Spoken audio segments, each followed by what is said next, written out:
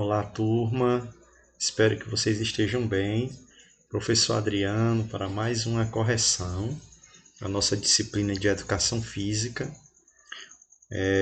Continuando, né, pessoal, aqui abordando o nosso tema, que foi, no caso que está sendo o futebol, né? O futebol, o esporte aí mais conhecido como a paixão nacional, né?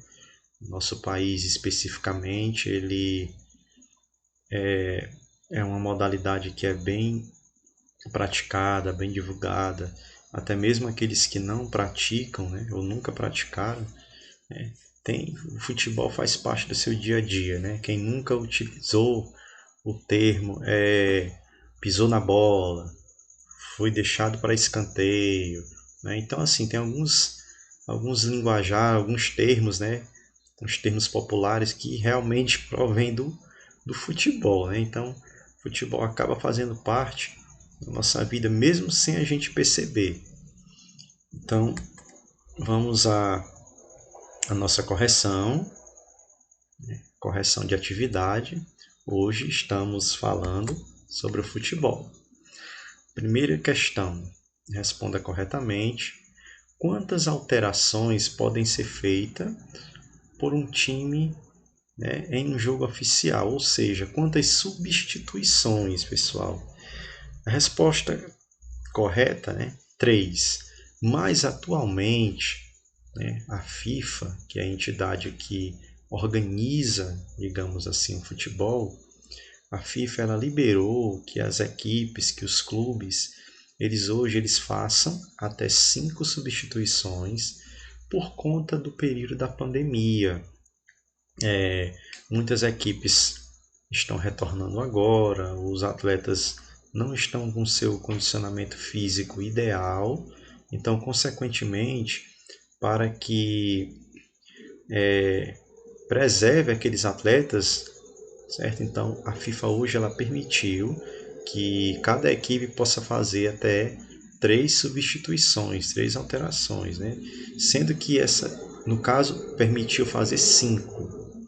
Para que faça essas 5 substituições, o técnico ele só pode fazer durante 3 períodos, ou seja, o futebol, para que faça as alterações, o árbitro tem que parar o jogo.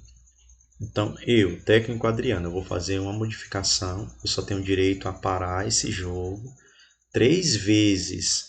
Nessas 3 vezes, eu posso utilizar até 5 atletas. Então não é 5 atletas na primeira, 5 na segunda e 5 na terceira. Não. Eu tenho 3 pedidos de substituições e eu vou distribuir esses 5 atletas durante esses 3 pedidos de substituições, certo? Então, recapitulando, a regra diz o seguinte: cada equipe pode substituir até 3, mas atualmente, por conta do período da pandemia, 5. Não sabemos ainda se vai voltar a regra, né, de 3 ou vai permanecer de 5. Então, isso aí só o futuro, né, a FIFA vai decidir para ver como é que vai continuar. Então, a segunda questão. Responda corretamente. O que é um escanteio? Né? Escanteio é um tipo de cobrança que ocorre quando a bola é desviada pelo time da defesa para a linha de fundo. Como vocês sabem, um campo de futebol ele tem um formato retangular. Temos as linhas laterais e as linhas de fundo. Então, se a bola, digamos que eu estou no meu campo defensivo, eu estou do meu lado, né, do campo, e a bola tocou em mim e saiu pela linha de fundo, então é escanteio. Se a bola tocar no adversário e sair pelo lado da minha trave, no meu campo defensivo, da minha meta, na linha de fundo, a bola é tiro de meta, uma cobrança do meu goleiro, né, do goleiro da minha equipe. Então, esse é o escanteio. Terceira questão: quantos jogadores são necessários em uma partida? Então, assim, para iniciar uma partida, os titulares, né? Aqui ele não está se referindo aos reservas. aos suplentes. Então, no máximo 11 atletas e no mínimo 7, isso mesmo. Digamos que aconteceu algum problema e na hora a equipe não tem atleta suficiente, então ela pode entrar em campo com no mínimo 7 atletas, ou então 8, ou 9, ou 10 e no máximo 11, que é o normal, né? Se tiver apenas 6, não pode. Então, durante uma partida, uma equipe entrou em campo com 11 atletas e aconteceu alguma briga, alguma agressão, alguma coisa, e essa equipe ela foi, no caso, seus atletas foram expulsos, né? E ficou com um número reduzido de apenas 6 atletas. Então o árbitro ele faz o que? Ele vai finalizar, ele vai encerrar essa partida, né? Porque o jogo não pode prosseguir com a equipe com apenas 6 atletas. Quarta questão: quanto tempo de duração tem uma partida de futebol? Quanto é que dura um jogo de futebol, né, pessoal, num todo? Então tem um tempo de 90 minutos, que são divididos em 2 tempos de 45 cada, né?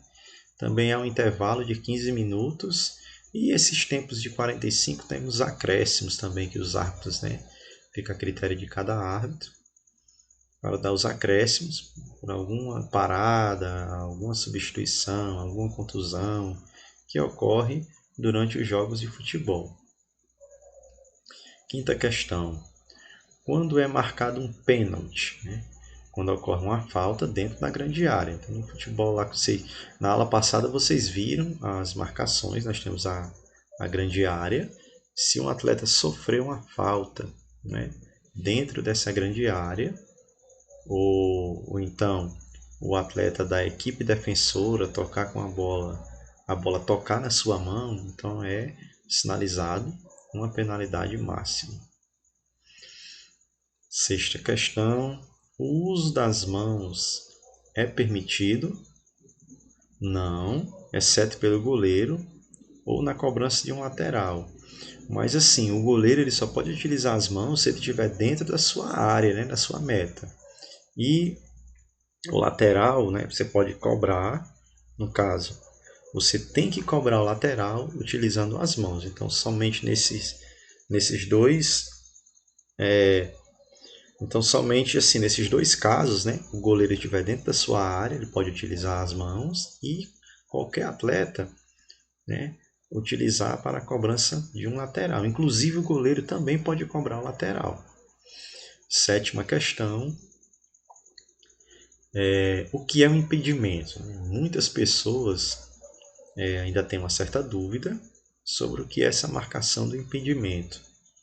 É o que hoje, assim, digamos, na regra, é o que acontece mais falhas na arbitragem, mas com agora o uso do VAR vem diminuindo esses erros com relação ao impedimento, né? A tecnologia, quando ela é bem utilizada, na realidade, ela ajuda bastante, né? Mas mesmo assim ainda depende da ação humana, mesmo a tecnologia, mesmo com o VAR, ainda acontece ainda muitas falhas.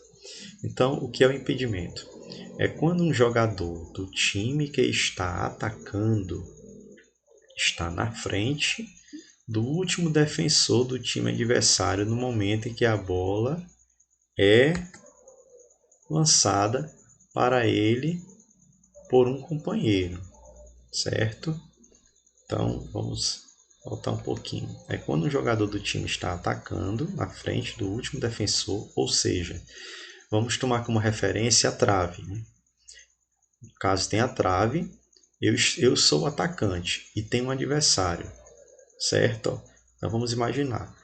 É quando um jogador do time está atacando, no caso eu, está na frente do último defensor, né? No caso você é um defensor, eu estou na sua frente, estou mais próximo do gol, mais próximo da linha de fundo, certo? No momento em que a bola é lançada para mim, né, para o meu companheiro. Então, esse é o impedimento. Oitava questão: o que acontece quando um jogador recebe 2 cartões amarelos em uma mesma partida?